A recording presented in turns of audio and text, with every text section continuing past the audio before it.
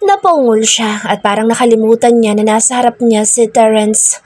Napatigil na naman ito at nagkatingilan sila. Ang syukit! Dugtong niya dahil baka iba ang pakahulugan nito sa ungol niya. Hindi niya akalain na talagang paulit-ulit siya nitong gagamitin at kahit nalasing siya ay walang patawad sa kanya. I prepared your cold bath. I will help. Anito kaya natilihan siya at napakurap. He prepared my bath? Ano yun? Pakonsuelo sa ginawa mo? May pagka-rapist ka talaga na kahit wala akong malay pinakikialaman mo ko. Pumuntong hininga si Terence at humarap sa salamin. Nakita niyang nakabaluktot ang kwelyo nito sa likod pero hindi niya sinabi. Pupunta ako sa race school at sasamahan ako ni Leander. Hinihintay ako doon ni Darwin at Zale. Paano ako pupunta sa ginawa mo sa akin? If you can, you may. You have permission. Anito at hindi niya gusto iyon. Mukhang binalak nito na talagang lupay-payin siya para hindi siya makapunta doon. Nagtitipid yata ito at ayaw to pa rin ang pangako na makasakay siya sa mga sasakyan na pangkarera. Pwes, hindi siya papayag. Kung kailangan niya maglakad gamit ang mga kamay ay gagawin niya. Taas no siyang tumayo kahit na halos matumba siya nang biglang mawala ng lakas ang mga tuhod niya. Here, Bill. Paalala na mo kung sa kanya at iirap-irap siyang humakbang papalapit dito. She simply flipped his hair to check his wound. Bago na ang gasa noon at wala na rin halos dugo. Sinungot din niya ito at patingin-tingin ito sa salamin. Baho! Nalukot kunwari ang ilong niya pero wala itong kasimbango. Trip lang niya itong asarin. Pasimple rin niya inayos ang kwelyo nito sa may batok bago niya tinalikuran. Nakabukaka siya habang naglalakad at wala siyang pakialam kahit na nakakatawang itsura niya. Lahat gagawin niya para lang makarating sa banyo at makaligo. Ihanda mo ng isa mong mamahaling sakyan dahil pupunta ako sa race school. Sasabihin ko na lang kay Mr. De Locava na charge sa iyo lahat. Kasama pati na ang toothpick sa karinderya. Daldal niya. Wala pala doong karinderya. Cafe lang. Bibili ako ng suit ha. Bibili din ako ng lalaki doon. Lumingon siya at ang sama ng tingin sa kanya ni Terence sa salamin. Ibibili rin kita ng flat girl. Napangisi siya at hinaplos ang hamba pero wala pa rin itong reaksyon. Ito na yata ang pinaka-boring na taong nakilala niya sa tanang buhay niya. Nakakaawa ito dahil para itong pinagkaitan ng kaligayahan na tingin niya, ang kaligayahan nito ay isang pamilya. Magkasama mga magulang na nagmamahalan at hindi nagbabangayan. Tuluyan siyang pumasok sa banyo at isinara ang pintuan. Doon siya halos mapaiyak dahil talagang masakit humakbang. Hindi dapat siya magsayang ng oras dahil tatawag siya sa mga kapatid niya. Dapat bago mag-alas 3 ay tapos na ang transaksyon niya. Transaction? Yayamanin na yata siya. At dahil iyon sa kagagahan niya nang magpakasal siya. Life is really bitter. She had lost her virginity to the man she doesn't even love, but she had let it go. She's looking at the brighter side of life. Mas marami magagandang bagay ang dapat na pagtuunan ng pansin, kaya saan tingnan ng tingnan ang mga nakakalungkot na bagay. She wore a long dress. Pula iyon at halos abot sa talampakan. Mas komportable siya dahil hindi nagagasgas ang dati na niyang gasgas na mga singit-singitan. Kung pwede nga lang na huwag na siyang magpanti ay ginawa na niya. Kaya lang agsagwa naman, nalalabas siya ng bahay na walang tapal. Fill in the blanks. Anya, habang nilalagyan ng konting brow gel ang mga siwang ng kilay niyang dark brown. Fill in the blanks lang ang turo ng Mommy Belinda niya sa kanya. Dahil bata pa naman daw siya at hindi kailangan na iguhit ang mga kilay na dati nang maganda. She was ready to put her lipstick when she heard the signal on her door. Ayaw niyang maglakad papunta roon dahil baka lalong sumakit ang matres niya. Salamat naman dahil sumilip sa Belinda at nakangiti ang bianan niya sa kanya. Hi darling. Bati noon kaya naman kumaway siya. Pasok po mi. Humarap ulit siya sa salamin at umiiling na laglakad dito papunta sa may paanan ng kama at may pinulot na mga damit. Ang pagpahid niya ng lipstick ay lumagpas sa guhit dahil napatulala siya. Damit niya iyon kagabi at damit ni Terence ang iba. Halos pumikit sa piyong nasa hiya. Hindi niya alam na nandoon pa ang mga ebidensya ng ginawang kalokohan noon sa kanya kagabi. Pumasok din sa Ophelia. Tulak ang isang court na may mga kobre kama. Good morning, ganda. Ani Ophelia sa kanya. Isinalian naman ni Belinda ang mga damit sa bin na nasa ilalim ng court at pakiramdam niya ay pulang-pula ang mukha niya. She watched as Ophelia operated the automatic vacuum cleaner. Para iyong tuta na naglilibot sa kabuuan ng kwarto at humihigop ng mga alikabok. Nag-request si Pogi na magpalit ng kobre kama. Ani Ophelia kaya kumurap siya. Lumapit sa Belinda sa kanya at pinahid ang gilid ng labi niya gamit ang tissue. I love the color, sweetie. It's bold and fierce. Sinuri siya nito ng tingin. Racing? Alanganin siyang tumangot halos hindi makatingin sa mga mata nito. Buking na buking siya na paulit-ulit na ginagamit ni Terence at kung bakit para siyang nanliliit. Was she doing it because of money? Hindi naman. Gusto siguro niyang huwag na maulit ang nangyari na sinampal niya si Terence gamit ang isang matigas na vase. Opo, pinayagan naman ako ni Terence, Mi. Anya na lang at ipinagpatuloy na ang paglalagay ng lipstick. Dinampot naman ni Belinda ang eyeshadow, palette at pumili ito roon ng kulay. Kapag kuwan ay pinahiran siya nito sa talukap ng mga mata. Good to hear that. Hindi madaling pauuhin ang damulag na iyon. Nagkasagutan pa sila ng dad niya kagabi. Pero ang nakakatuwa ay hindi na ngayon mag-isa na nagbabor ang anak ko. He has a friend in you. Ngiti nambian na niya, saka siya sinipat. Friend? In me? Hindi naman yata sila magkaibigan ni Terence pero nag-aalala siya doon, lalo na sa ugali noon. Wala po ba talaga siyang kaibigan? None. May tao po talagang ganoon? Si Terence. Anito pa kaya lumabi siya? Oo nga, si Terence yata ang kaisa-isang tao sa mundo na walang kaibigan. You look awesome. Pero nahalungkat ko ito sa jewelry box ko. Sa'yo dapat ito nung kasal pa kami ng papa mo. Kaya lang naghiwalay kami na hindi ko na naibigay.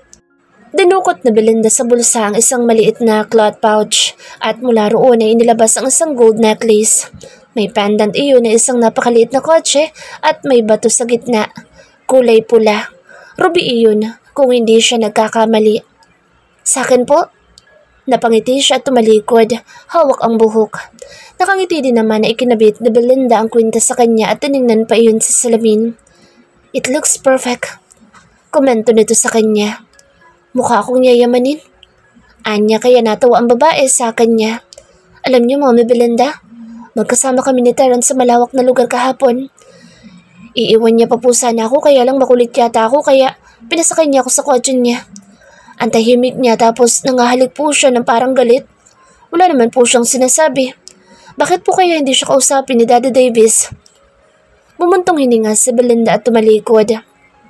Wala kang aasahan sa taong yun, Fiona. Nagkakilala kami, ganoon na siya.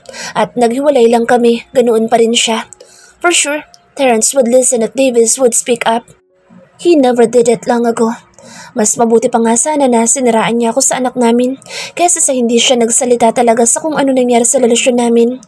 Let's just say, sumuko talaga ako at nagrebelde. Kasalanan ko rin pero hindi ko alam kung dapat ba na sa akin lang ang sisi. Davis was as distant as the sun and Terence carries the kind of attitude too. Kapag bumigay ang asawa niya, siguradong matutulad din sa relasyon namin ng tatay niya ang buhay niya. A smile flashed across Belinda's face. I hope you'll never be like me, Fiona. Sana hindi ka bumigay. Tuluyang naglakad ito papaalis at siya ay naiwan na napapatulala. Bakit ako? Wala naman silang relasyon ni Terence. Bakit siyang inaasahan ng mommy niya na talagang totoo magiging asawa ng masungit na si Terence? She never dreamt of a man like him to have in her life. She wants a sweet guy who's able to show his love, both actions and words. Hindi sa Terence iyon at pakiramdam niya ay hindi iyon naniniwala sa pagmamahal.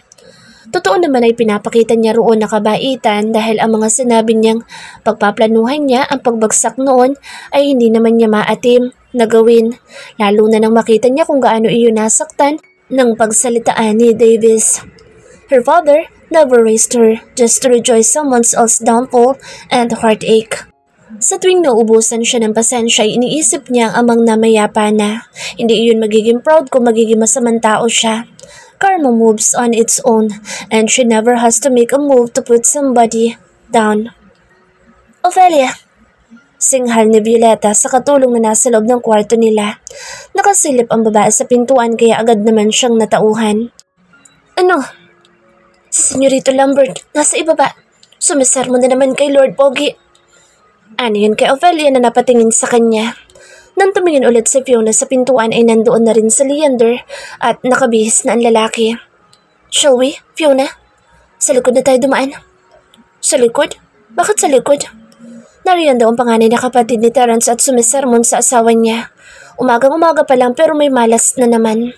Napatitig siya sa mukha ni Leander at ang nakangiti nitong mukha ay siguradong kabaligtaran ng mukha ni Terence.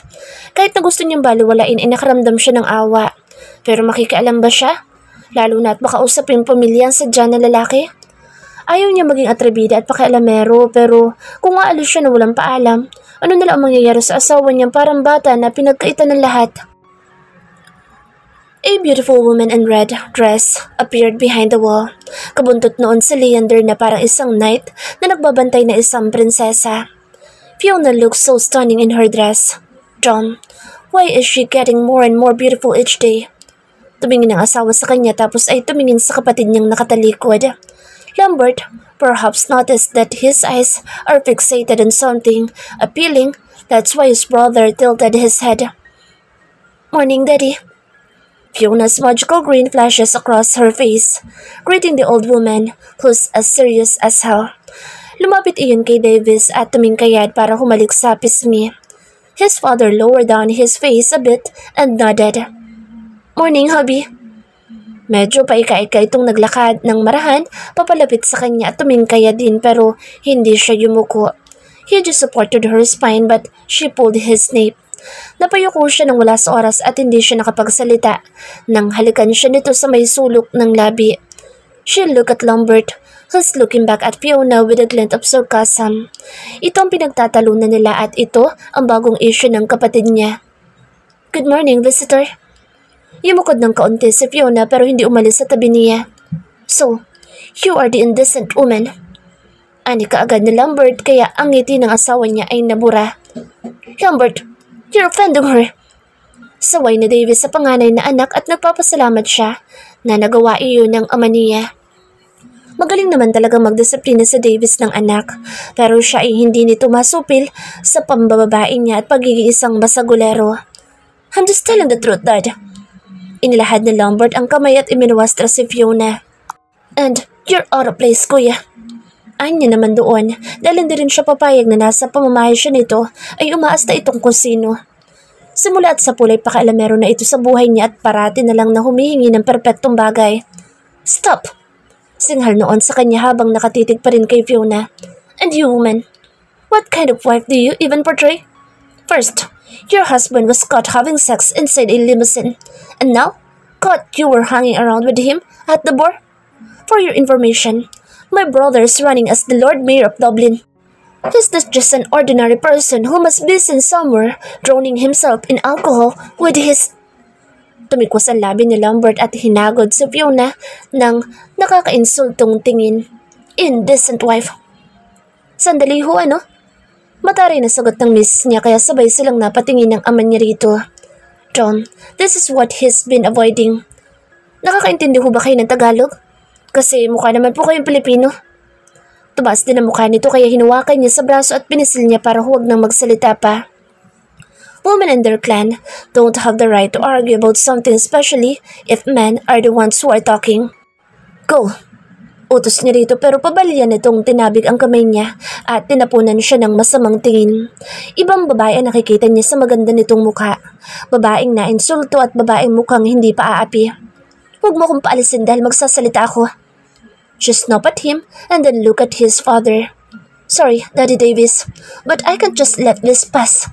No one insulted me the way how Kuya insulted me. Matanong nga po kita, Kuya. Which is even better. For the people of Dublin to see you having sex inside a limousine with a woman who's not even your wife, or if the people of Dublin see you drinking with your wife. What is indecent? Which is more immoral anyway? If I can keep my husband or can't make him stay, I'll join his kind of play. Paluwanag nito kaya lalo lang na umigkas sa mga panga ni Lambert. Phew! Turo noon kay Fiona kaya naman hinilan niya ito sa braso at itinago niya sa may likod niya. You don't fit to become a Montefalco. Hindi ba ipinaluwanag na Faustina sa asawa mo kung ano mga regulasyon para mag-iisang babaeng Montefalco? baling sa kanya ng kapatid niya at napahilot na sa noo si Davis. "Stop this! God damn it!" Anang daddy nila. "If you're aiming to become one, woman, you must learn how to shut your mouth first." Ani Lambert kay Fiona pero umiling ang isa. "Ay hindi po. I have the right to say what I feel. It doesn't matter whether I'm a Montefalco or not. It's my right as a woman." "Bullshit!" Angil ni Lambert habang nalalaki ang mga mata kaya lalo niyang naitago ang asawa sa may likod niya. "I said stop!" Sigaw ulit ni Davis. "You can leave, kuya." Taboy niya roon bago pa magdilim ang paningin niya at makalimutan niyang magkapatid sila sa ama. Hindi rin naman siya takot dito kaya lang hindi talaga siya pala sagot. Kung anong marinig niya ay labas lang sa kabilang tenga kaya lang hindi niya pwedeng pabayaan sa Fiona. His brother had an issue about hurting his former wife. Kaya wala na itong naging asaway dahil takot dito ang mga babae na mapangasawa. Tinalakan lang ang kapatid niya ng dati niyang hipag ay binigyan na kaagad nito na mag-asawang sampal ang kawawang babae. Si Lambert, ang Montefalco na may pinakamabigat na mga kamay. He is Lebitz's woman. Lahat ng apat niyang kapatid ay may history ng pananakit ng babae. Siya lang ang wala. He also never heard anything about his father. Hindi niya alam kung kanino nagmana ang mga kapatid niya. Baka sa mga ninuno pa nila. Maybe it will take a lot of reasons before he beats a woman or maybe he can't even hurt a woman at all. Kahit na siguro tangkain siyang patayin ng babae ay hindi niya masasaktan. There's a lot of possible way for a man to defend himself even if he doesn't hurt a woman physically. It's just out of league, out of his style maybe. Don't be so proud, Terence. This house is still not yours. I told Dad to hold his will, especially when I heard about an intruder getting in, carrying the name of a Montefalco. Saan mo ba napulot ang babae mo? Napunta ang mga mata nito kay Fiona. Go to hell! Galit na singal na niya at naikuyom na niya ang mga kamay. He felt a pair of cold hands holding his forearm but he is really getting out of patience. Pati sa ama niya ay ang sama ng tingin ipinukol niya sa narinig niyang salita ni Lambert. Kaya ba hanggang sa mga oras na iyon ay 1 linggo na ang nakakaraan ay wala pa siyang hawak na papeles dahil nakabitin ang lahat? At walang sinasabi ang bias niyang ama sa kanya? Umiigting ang mga panga habang nakatingin siya sa kapatid niya na parang nakakainsulto pa ang ngiti nang tumalikod. Humalik iyon sa daddy nila bago naglakad papalabas ng mansyon. Terence! Anang daddy niya kapag kuwan pero walang galang niyang tinalikuran ng ama niya. Iwinaksin niya ang mga kamay ni Fiona at tinalikuran din ito nang walang paalam. Hindi niya kailangan ng paliwanag. Masama ang loob niya na kahit nasa kanyang ama ay nasa mga unang anak pa rin ito, nakasalalay ang desisyon. Tahimik siyang sumakay sa kanyang nakaparada sa harap ng mansyon. Hinawakan niya ang manibela at halos mamuti ang mga kuko niya sa higpit ng pagkakahawak niya roon. He could see his father standing at the door looking at his car. After a while, he saw his wife. May sinasabi iyon kay Davis at tumango naman ang daddy niya. His father is a man who couldn't be easily pleased, but he could say that Fiona had captured his old man's interest. At first, Davis had let her wear sexy clothes and now had let her spoke to Lambert like that. Humalik si Fiona sa pisngi ng matanda at halos dinumero ang paghakbang papalabas habang nakatingin sa kotse niya. He should have made sure that she could no longer walk that morning to stop her from going to that race field. That field belongs to him and that De La Cueva is paying a rent. Hindi niya pinagbibili ang lupa kahit na ilang euro pa ang halaga. Ipinabukas ni Leander ng pinto ng sakyan sa Fiona sa likod pero umiling iyon kaya agad na nagbungguan ang mga kilay niya. At saan balak na sumakay ng babaeng iyon? Sa batok ng pinsan niya na kumakaporma akala iyon ang asawa. Ibinaba niya ang bintana ng sakyan at hinampas ang busina niya nang ipagbukas iyon ni Leander na passenger door. No way! You woman! He snarled. Kukurap-kurap na humarap si Fiona habang nakaarko ang mga kilay. Idinuro niya ang back door. Sit at the back! Gigil na utos niya at tumulis lang naman ang mga labi nitong kulay pula sa lipstick na gamit. Okay. Hey, blood. Wala na si Kuya Sungit. She sounded so relaxed. Nakataas ang dalawang kamay nito sa ere at ipinaghila naman ulit ni Leander ng pinto ng sakyan. Sumakay ito roon at ibinaba pa ang bintana ng kotse. Nakabungis-ngis sa kanya. Wala ba kong pocket money, honey? Anong pocket money? Wala akong pera. Kung hindi mo na itatanong, isa akong purita. Hindi lang halata kasi maganda ako. Pengi. Inilabas nito ang palad at ang ganda ng ngisi sa kanya. Huminga si Terence ng malalim at kinuha ang pitaka niya. Diyos! Lumaylay ang sangkatutak ng mga credit cards niya na magkakakabit pa kaya ganoon din ang pagkakalaylay ng mga panga ni Fiona habang nakatingin doon. Di ko naman magagamit yan. Paano kung walang machine? Ito pang may ganang humalukupkip at parang utang na loob pa niya rito kung walang swiping machine sa pupuntahan nito. It's impossible. Halos lahat ng establishments ay may electronic device na para sa mga cards. Ang arte ng babaeng ito. ATM. He pulled one and Fiona's face lit up. Lumaki ang ngisi nito at parang korteng pera ang mga mata nang tumingin sa ATM niya. Yan! Yan! Yan ang kailangan ko. Bibili ako ng ugali ng tao. Ipapalit ko sa masasamang ugali, lalong-lalo na sa kuya mo. She talked and he looked at Leander. Nangiti ang pinsan niya at kung bakit hindi rin niya napigil na huwag mapangiti. Silly. Agad niya ipinormal ang sarili at tinanguan si Leander. Lumapit naman kaagad ang isa at inabot ang ATM card niya. No man around. Piling niya sa nakababatang pinsan, except for Darwin, Beliaga, Celia Randy, and Gary de la Cueva. And if they touch her, drag her back to the car. And I'm warning you too. She's still my wife, and I own her. Maghintay ka kung kailan ko pakakawalan at huwag ka rin pumapel. Matatalim ang mga mata niya sa pinsan na tumangulang naman at nakuha pa siyang ngitian. Ibig sabihin ay interesado talaga ito sa asawa niya. Hindi ito tumanggi. Kita tayo, honey. Saludo ni Fiona sa kanya habang ang laki ng ngiti. Ingat sa kampanya. Salamat sa pera. Oo, mukha kang pera. You're a Montefalco, and don't be such a flirty rat. He reminded her in case she has plans of mingling around when he's not here. May kasabihan nga na kapag wala ang pusa, maglalaro ang magandang daga. Fiona! Saway niya rito. Napataas ulit ang mga kamay sa ere. Chillax! Joke lang? Joke! As if may chance ako makapanlalaki tinalo ko pang first lady sa dami ng squirt. Ismid nito sa kanya. Remind yourself too. Don't be such a flirty cat when the rat isn't around. You're a Montefalco too. Huwag mo nang dagdagan ang sermon ng mga tao sa iyo ha, asawa ko. Pigilan mo ang zipper ng pantalon mo ha kapag nakakita ka ng babae. Maawa ka sa sarili mo, baby damulag. Makinig ka sa asawa mo ha, asawa ko. Para na rin siya nitong iniinsulto kaya napabuntong hininga na lang siya. He'll have no time for sex today because he had more than enough last night. Tinanguan niya si Leander na in-start naman ang kotse ng sinasakyan ni Fiona. Hindi ba ito na-insulto sa mga sinasabi ng kuya niya? Hindi man lang ba ito nakaramdam ng tablan? Terence looked at the steering wheel and controlled himself not to ask, but before the car could move, he looked at his wife's face again. Hey, ay niya rito at tumingin naman ito kaagad sa kanya. Don't you feel insulted about what he said? His voice was so tender and it seems like it wasn't from him. Itinago ni Fiona ang mga labi at humagikhik. May feelings ka na. Pinihit niya ang susi at pinaandar din ang sakyan. Nagtatanong lang siya. Forgot I ask. Damn it. Nagsalubong na mga kilay niya at sa lahat ng ayaw niya ay yung nagmumukha siyang tanga. Actually, mas inaalala kita.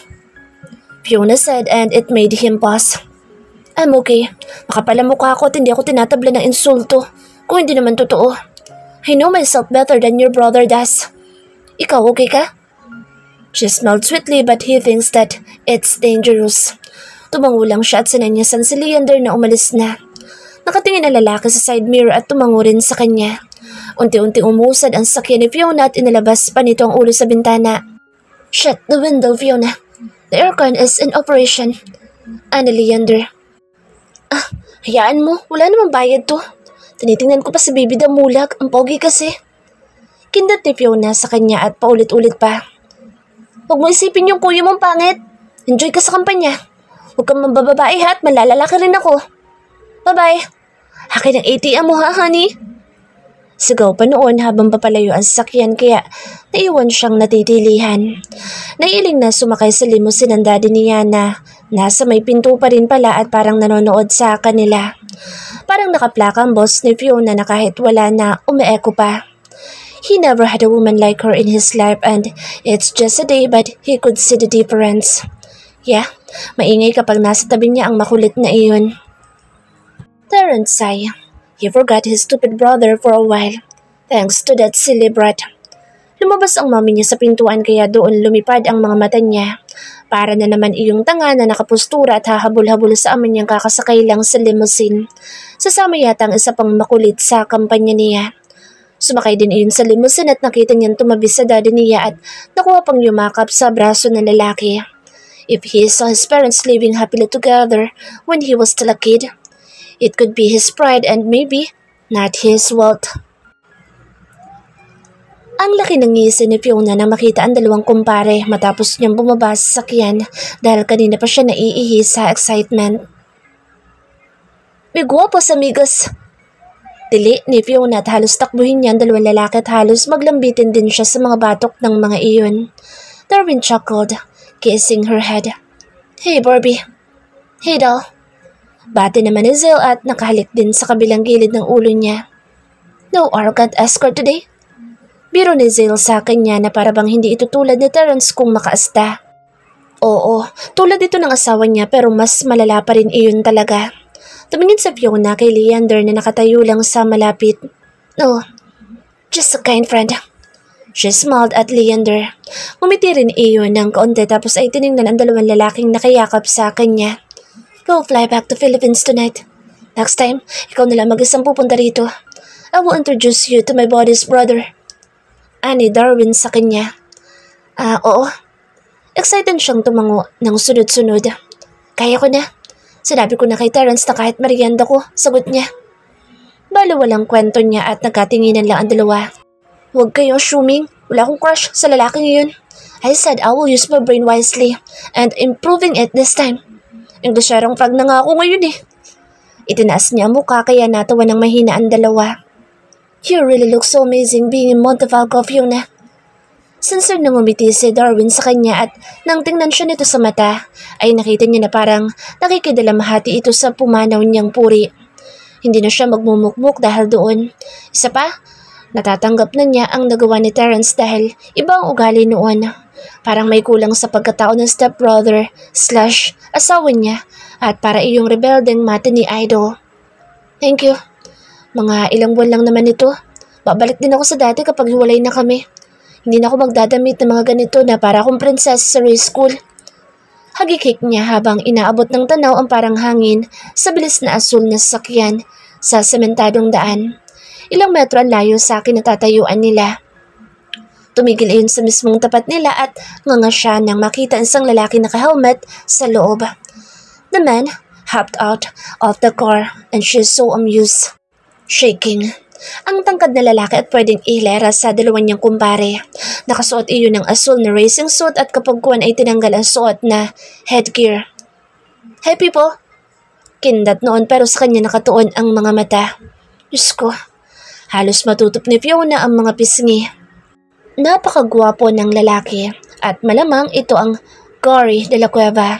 He's tall, dark and so overly handsome.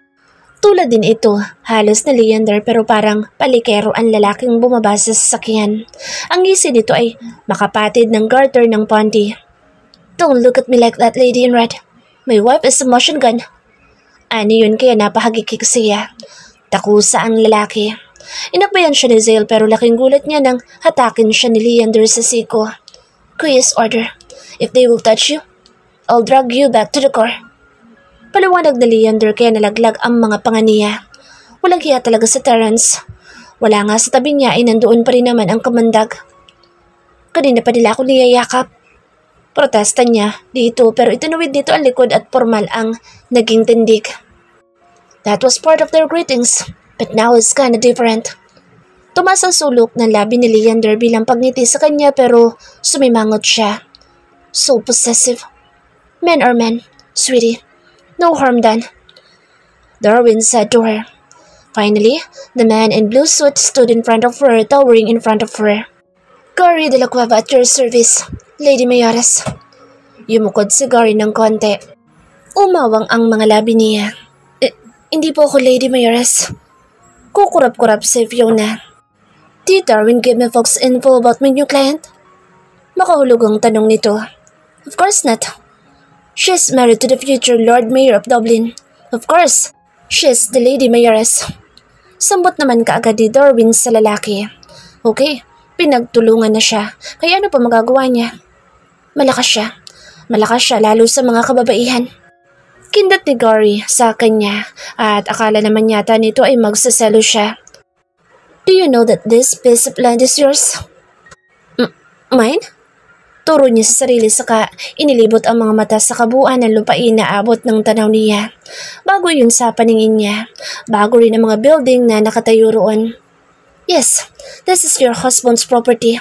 Leasehold lang ng kontrata ko rito. I was offering him billions just to have this but he said no. He always said no, so I never pursued it. I knew it.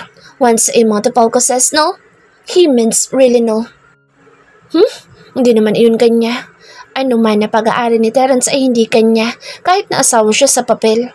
May pinirmahan silang prenup at isa pa, wala naman siyang pakaalam sa kayamanan noon. Sapat na sa kanya ang bayaran siya ngayon sa napagkasunduan nilang dalawa para sa kinabukasan ng mga kapatid niya. Yun lang. At sa ibang yaman ay wala na siyang interes pa. Ano ho ba ang gagawin natin kasi gusto ko mag-aral talaga ng racing. Gusto ko lang at wala naman akong balak na sumabak sa karera. I just want to experience it. It's my dream since I was a kid and I'm so excited. Ngumisi si Fiona at tumingin sa kumikinang nasakyan na kulay asul. Lecture, of course. Mabilis na sagot ni Gary kaya nahulog na naman ang mga panga niya. Lecture? Bakit lecture? Hindi naman siya magpapari. Bakit may lecture? I want you to know the basic rules and everything but to summarize it all, it's about discipline. Don't worry, bago ka pumunta rito tumawag ng asawa mo at nag-usap na kami.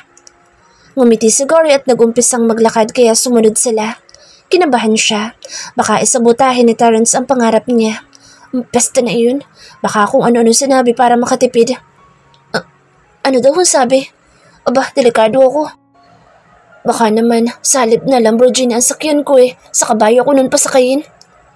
Napakamot si Fiona sa ulo at ang lakas ng tawa ng tatlong kalalakihan, maliban kay Leander na pangiti-ngiti lang.